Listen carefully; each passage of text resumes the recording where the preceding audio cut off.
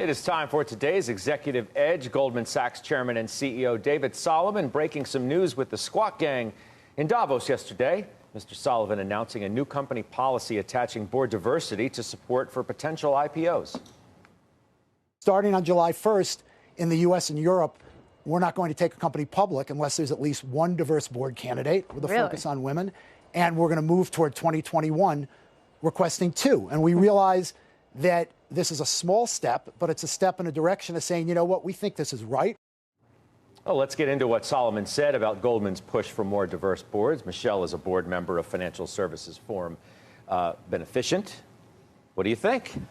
So I'm glad the private sector is taking the initiative, because if it didn't, then I think you'd see a lot more regulation like we started to see in California. And I think it's a much more effective way to achieve the goals that David Solomon outlined, because when you have that kind of incentive, you know, if you want Goldman to take you public, you're going to have to do it. At the same time, I would like to say to all the women and other diverse candidates out there who will likely get asked to be on a board, make sure you know why they're asking you to be on the board. When I joined this board, Dambisa Moyo, who's on the board of 3M, for example, said to me, always ask yourself, why are they going to call you? In the middle of the night, if something goes wrong, why would it be you that they call?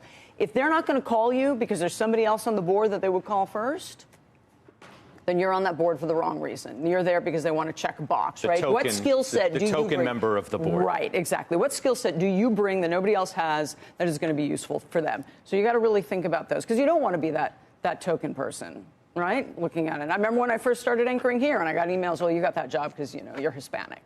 Right, it can be demoralizing. So I'm sure that is a very important point. I think the interesting other side of this, which he talked about in the interview with the Squawk guys yesterday, was that of the IPOs in the last 12 months, the ones that have had a woman on the board have performed better. Also talked a little bit about that we don't care if we end up losing a bit of business on this.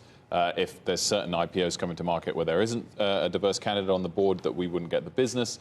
I'm not sure how much business it would lead them to lose, given how early they can engage with these companies and start to help them to find a good candidate to join the board. And on top of that, the most important factor is it would only require the other companies to match this pledge, and then nobody would lose any business. And it would be a really significant step in getting early-stage companies to start to alter the terrible statistics the S&P 500 has on this very topic, much worse than European-listed companies. And it's an interesting way of doing it if that's the way it's achieved, if the new companies are the ones that change the statistics for the legacy companies who haven't done enough on this on the last couple of decades. Yeah, I was going to say, you know, it's somewhat sad, although I don't know if sad is the right word, that it takes something like Solomon doing this just simply because the quote-unquote system still isn't working.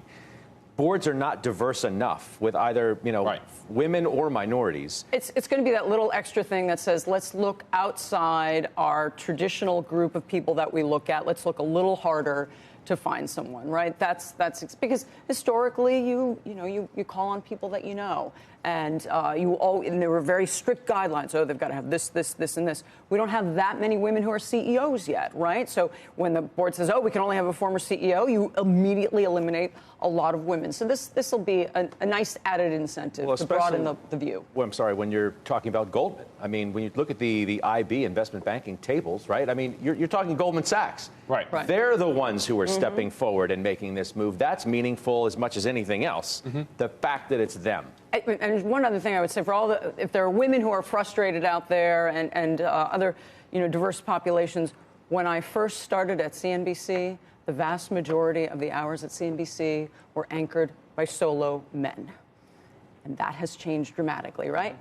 Things can change, and they will change. The only other thing I'd add as well is he said in the interview yesterday this wasn't a direct response to WeWork. It's hard not to think that played a significant part, and I discussed exactly that topic with him in October and pushed him quite seriously on it. But either way, it's a good step, as he also acknowledged himself. It's only a small step, but nonetheless the first ones to be. But a giant leap. Exactly.